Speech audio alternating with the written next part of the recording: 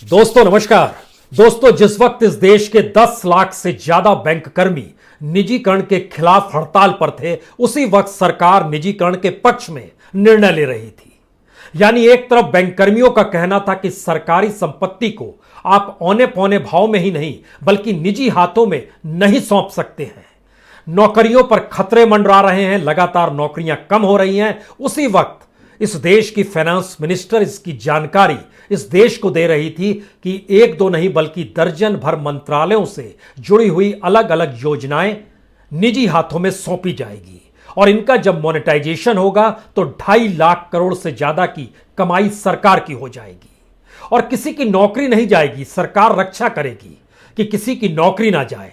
लेकिन वाकई इस देश के भीतर में क्या यह संभव है कि एक तरफ इस देश के लाखों कर्मचारी हड़ताल पर यह कहते हुए जाएं कि निजीकरण नहीं होना चाहिए, उसी वक्त इस देश की सरकार कैबिनेट की बैठक में निजीकरण के पक्ष में मुहर लगाने लगे।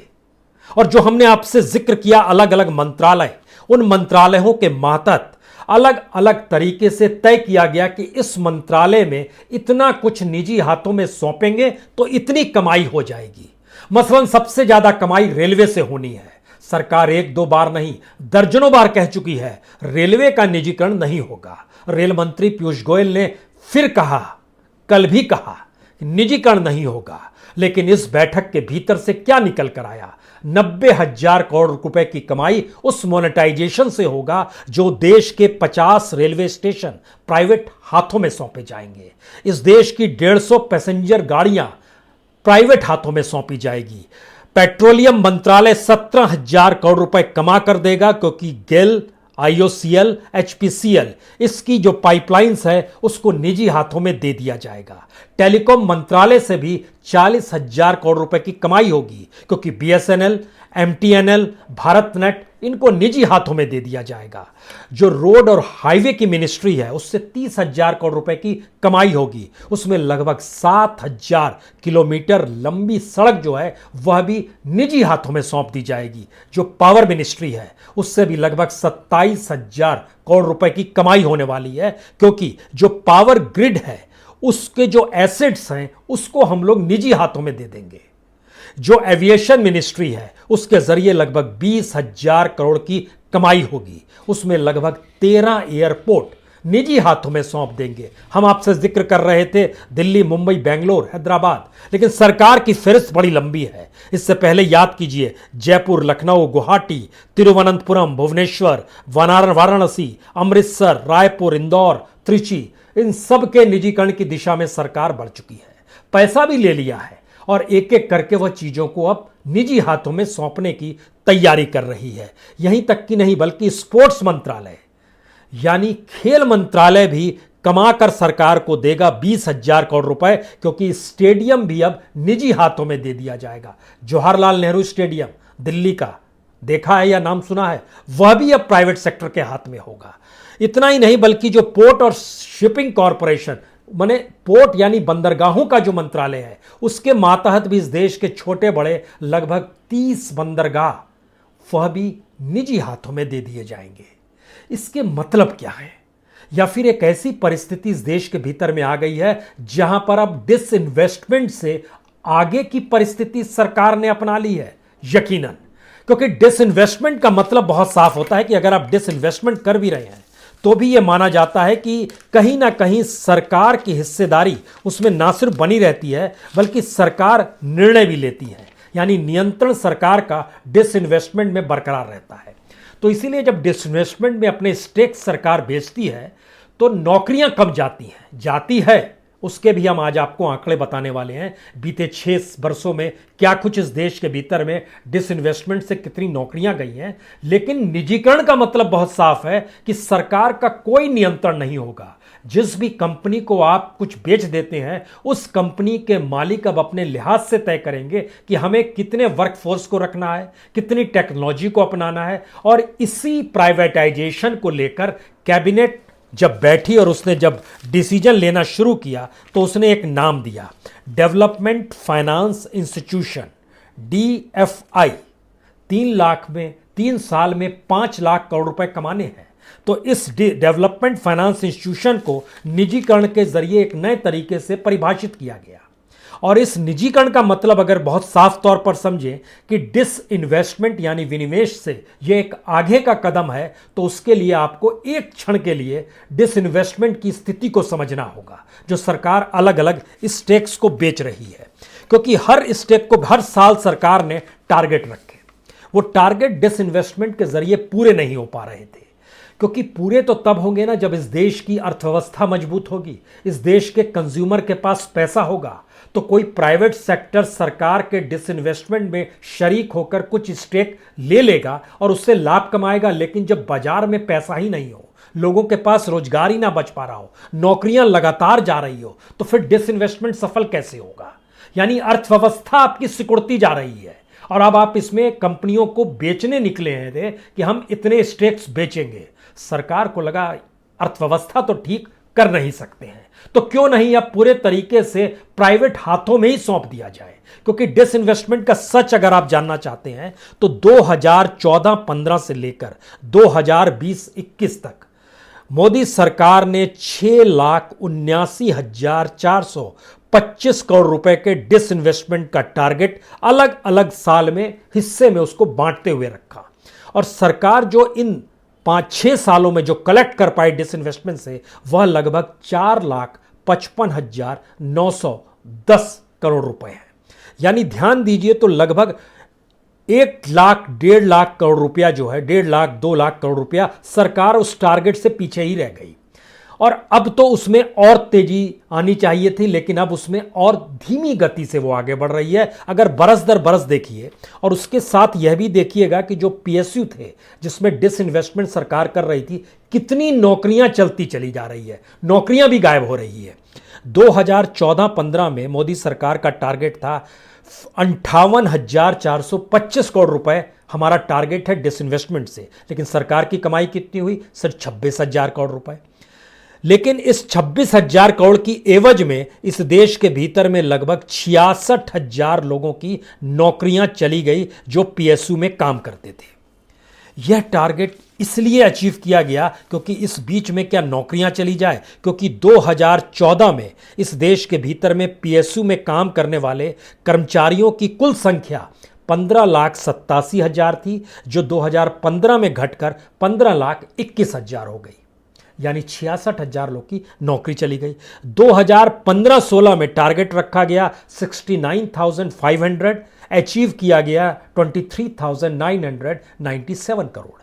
इसी तरीके से 16-17 में भी 56,500 करोड़ रुपए टारगेट रखा गया, अचीव किया गया 46,247 करोड़। लेकिन इस 15-16 से लेकर 17-18 के बीच, 17-18 में टारगेट रखा गया था 1 लाख करोड़। लेकिन इस साल सबसे ज्यादा टारगेट से ज्यादा सरकार की कमाई हो गई, तकरीबन 1.5 लाख करोड़ रुपए। लेकिन यही वो दौर है 15-16 से लेकर 17-18 के बीच में इस देश में पीएसयू में काम करने वाले कर्मचारियों की संख्या में 3,91,000 की कमी आ गई। यानी एक तरफ सरकार डिसइन्वेस्टमेंट कर रही थी, कुछ पैसे ला रही थी और नौकरियां जा रही थी, ये इसका ठीक समानांतर चल रहा है। 18-19 में सरकार का टारगेट था 80,000, यहां पर भी उसने टारगेट से ज्यादा 85,000 करोड़ रुपए अचीव कर लिया। लेकिन नौकरियां कितनी चली गई? 40,000। ये सिर्फ पीएसयू का जिक्र हम आपसे कर रहे हैं, जो सरकारी कर्मचारियों से जुड़ी हुई परिस्थितियां हैं, सिर्फ हम उसका जिक्र कर रहे हैं। 2018-19 के बाद 19-20 में टारगेट रखा गया 1,05,000, लेकिन अचीव किया जा सका 90,300 करोड़ रुपए। लेकिन इस पीरियड में भी, यानी 18-19 और 19-20 के बीच में 60,000 लोगों की नौकरियां चली गई।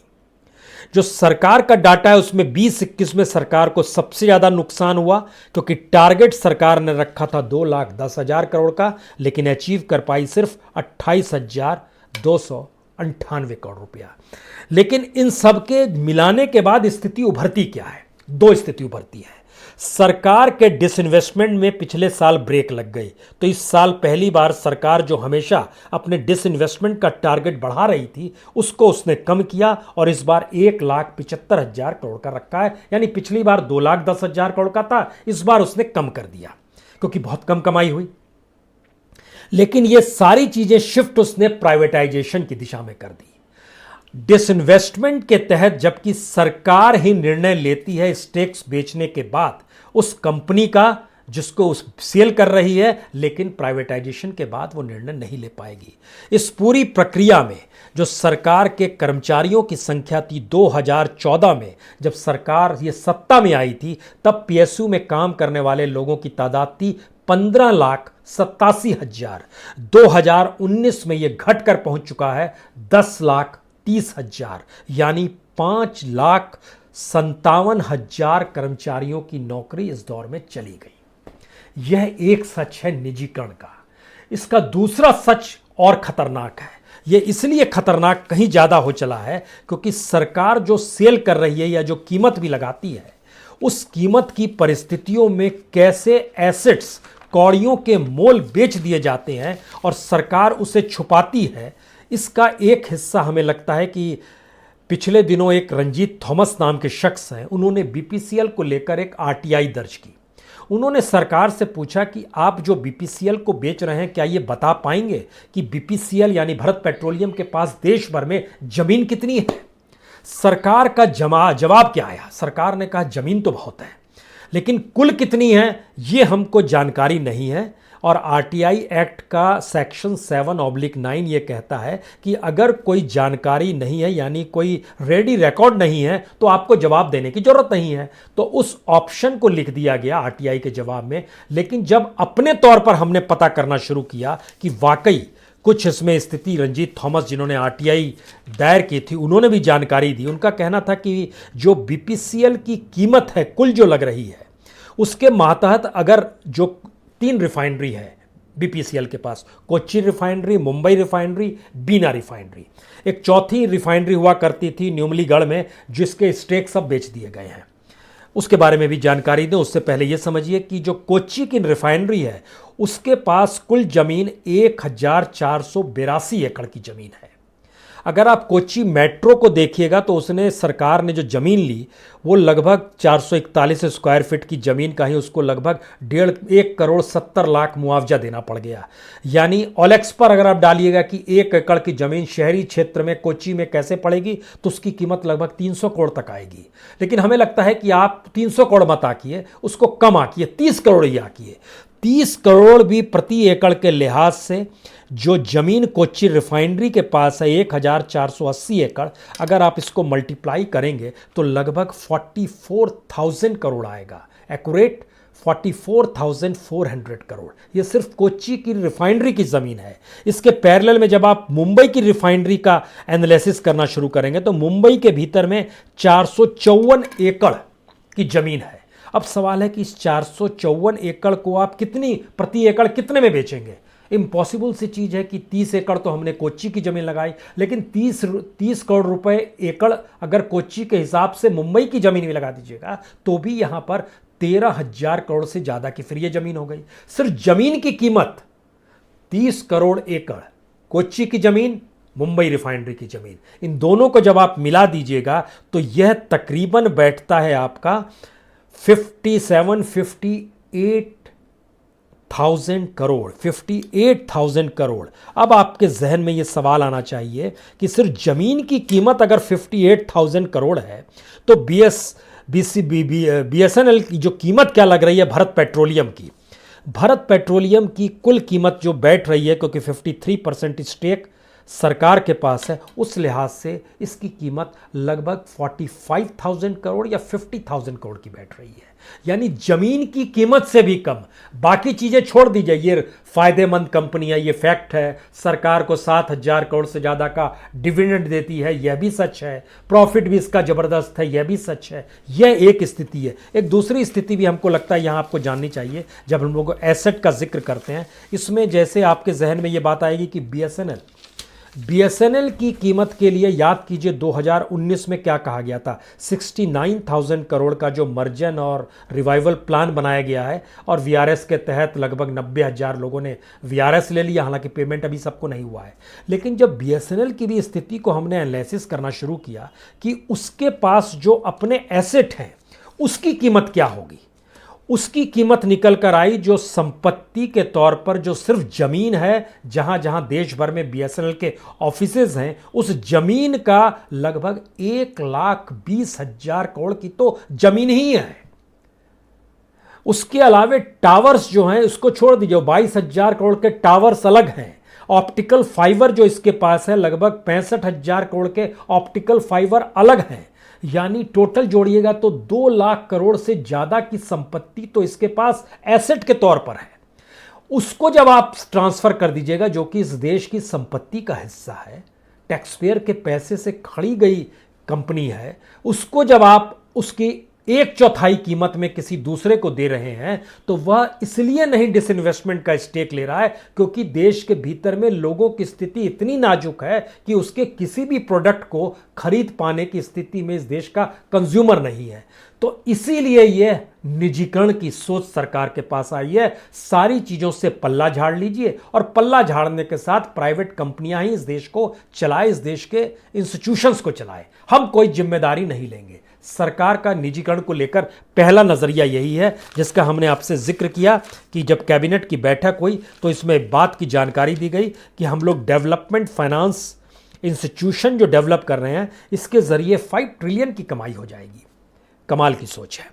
लेकिन फिर भी एक तरफ हड़ताल की सोच है, दूसरी तरफ यह सोच है। और जब इन सारी चीज़ों की फहरिस्त में आप जब देखना शुरू करेंगे, हमने टेंटेटिव देखना शुरू किया कि जो सीमेंट कॉरपोरेशन है, जो कॉन्कर है, जो बीमेल है, जो पावर हंस है, जो स्कूटर इंडिया है, जो सेल के कुछ स्टील प्लांट है जिनको सेल किया जाना है, क्योंकि department of investment and public asset management यानी दीपम जो है, उसने जब इन सारी चीज़ों को लेकर अपने तौर पर काम करना शुरू किया है, तो यह समझने की कोशिश होनी चाहिए क्या इतने सस्ते में चीज़ें ट्रांसफ़र हो रही है इस देश के भीतर में, और सरकार क्या वाकई चला पाने की स्थिति में नहीं है, या सरकार अब चीज़ों से पल्ला झाड़ लेना चाहती है।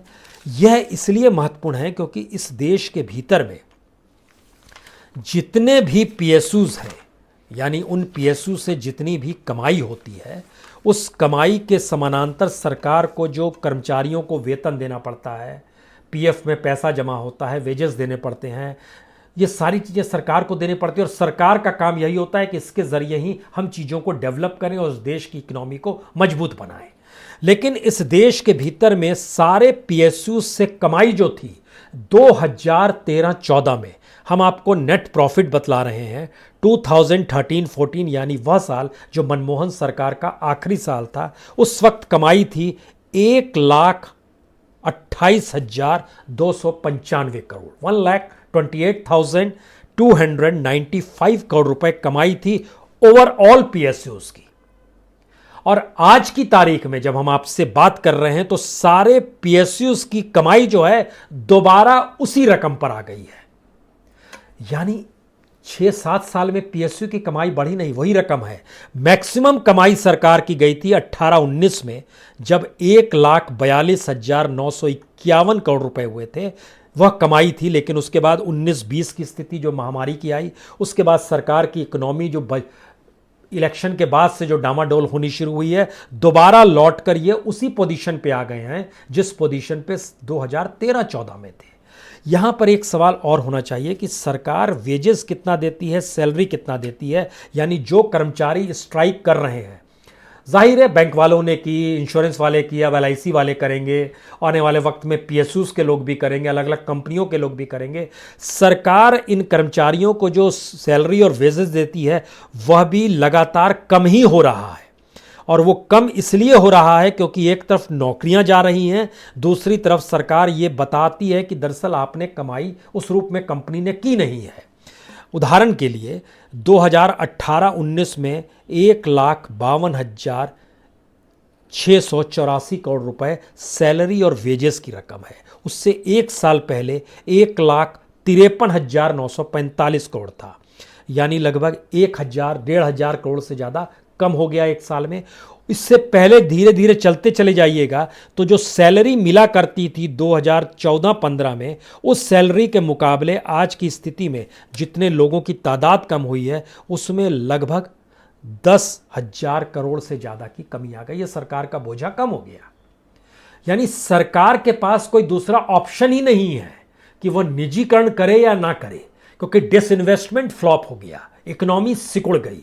अब इस प्रोसेस में सवाल यह है कि जो आंदोलन कर रहे हैं, जो ये सोच रहे हैं कि उन्होंने 48 घंटे बैंक स्ट्राइक निजीकरण को लेकर की, तो अब उनको सोचना होगा कि इस देश के भीतर में जब कॉन्स्टिट्यूशन इंस्टीट्यूशन यानी संवैधानिक रास्ते ही जब बंद हो जाते हैं, तब कौन से तरीके होंगे।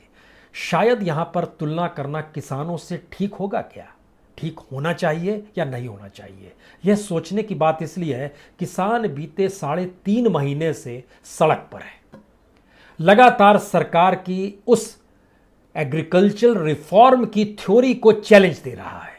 सवाल यही है कि इस देश के भीतर में बैंक वाले हों, इंश्योरेंस वाले हों, एलआईसी से जुड़े हुए हों, या पीएसयूज में काम करने वाले हों, या गवर्नमेंट एम्प्लॉई हो, उनको भी इस प्राइवेटाइजेशन को लेकर सरकार की पॉलिसी को चैलेंज तो करना पड़ेगा। अन्यथा सरकार जो कॉन्ट्रडिक्शंस होते हैं कि आज तुमको लाभ दे रहे हैं उधर मत देखो, आज उसको लाभ दे रहे हैं तुम उधर मत देखो, यह परिस्थिति धीरे धीरे किसानों को लेकर बाबुओं में जागी। बाबू परेशान है तो पुलिस वाले उनके लिए तैनात है कि तुमको किसी भी तरीके से इधर उधर नहीं जाने देंगे। लेकिन देश के सभी हिस्से में है, सभी की स्थिति कमोवेश नाजुक आज नहीं कल होनी है, क्योंकि चीजें जब प्राइवेट हाथों में चली जाएगी तो वह उसका बेसिक रूल होगा, वह प्रॉफिट के लिए चलाएगा। यानी किसी भी संपत्ति को खरीदने के बाद उससे जुड़ी हुई संपत्ति के पैसों में वह हेरफेर करेगा, और उसके लिए दुनिया का बाजार खुला हुआ है। यानी वो पैसा सिर्फ भारत में लगाए यह मजबूरी नहीं है, पीएसयूज की यह मजबूरी है कि भारत सरकार से जो टैक्स पेयर का पैसा है उसमें यहां के लोगों को रोजगार दे, प्रोडक्शन डेवलप करे, यहां के लोगों की कीमत तय करे, उसमें माल बेचे जिससे कॉम्पिटिटिवनेस रहे, या फिर कोई मोनोपोली बनाकर कीमत को बढ़ा ना दे, ब्लैक मार्केटिंग ना करने लगे। लेकिन ये सारी चीजें अगर होने लगेंगी तो प्राइवेट हाथ से मुनाफा देखेंगे। ये प्राइवेट हाथ आज की तारीख में भारत की किसी भी इंडस्ट्री को खरीदेंगे तो उससे कमाया गया पैसा वो दुनिया के बाजार में लगाएंगे जहां से उनको प्रॉफिट हो सके, क्योंकि इकोनॉमी या करेंसी बॉर्डर नहीं देखती है। लेकिन सरकार को तो इसी देश में जनता ने चुना है, और जनता को ही यह तय करना है कि अब उसकी स्थिति क्या होगी जब कॉन्स्टिट्यूशनल रास्ते बंद हो रहे हैं, हड़ताल कर रहे हैं निजीकरण के खिलाफ, और उसी पीरियड में कैबिनेट की बैठक निजीकरण पर ठप्पा लगा रही है। यह सोचिए जरूर, इस स्थिति में देश आकर खड़ा हो चला है। एक आखिरी बात, जब हमने इससे जिक्र किया आपसे कि ऐसी स्थिति में अगर देश है तो इसका क्या ये मतलब मान लिया जाए कि सरकार जो चला रही है उस दिशा में जनता ना देख पाए। यकीन जानिए तमाम मंत्रालयों का निर्णय पीएमओ में होता है और पीएमओ के भीतर तमाम जो बाबू बैठे हुए हैं, जो ब्यूरोक्रेट्स बैठे हुए हैं, वह डिसीजन लेते हैं। लगभग 2 दर्जन से ज़्यादा आरटीआई इस बात को लेकर गई है कि क्या पीएमओ का खर्चा कोई बताएगा, क्या बताएगा किस किस विभाग के बारे में पीएमओ में काम होता है, या ओवरऑल खर्चे के बारे में ही जानकारी दे दी जाए कि पीएमओ का ये खर्चा है। तो इस पर आरटीआई की जानकारी या तो नहीं आई, या जिनके पास आई उनके जरिए कहा गया ये जानकारी नहीं दी जा सकती है।